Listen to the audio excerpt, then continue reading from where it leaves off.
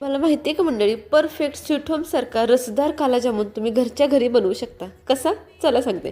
सगळ्यात आधी पाक करून घ्यायचा. 2.5 कप साखरेसाठी 1 कप पाणी घालायचं आणि चिकटसर असा पाक तयार झाला की गॅस बंद करायचा. खवा छानपैकी हाताने मळून घ्यायचा. हाताने मळत असताना फक्त हाताच्या पाठीमागच्या बाजूने मळायचा. खूप जास्त मळायचं नाही, तर त्याचं तेल बाहेर येतं.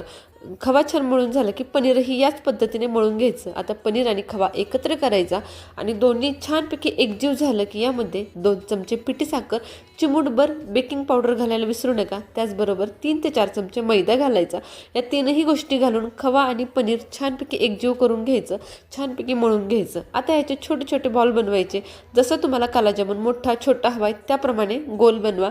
तळायला घेताना अगदी मीडियम गरम तेलामध्ये हे कालाजामुन फ्राय करून घ्यायचे. अशा पद्धतीने तळल्यामुळे कालाजामुन अजिबातही फुटत नाही. तुम्ही बघू शकता रंग किती सुंदर आलाय. खाली लिंक दिली आहे. छोटे छोटे टिप्स मी पूर्ण व्हिडिओमध्ये सांगितले, जाऊन व्हिडिओ एकदा नक्की बघा. तेलातनं काढल्याबरोबर कालाजामुन पाकामध्ये घालायचे. अर्धा तास ठेवायचं. अर्ध्या तासानंतर सर्व करायचे.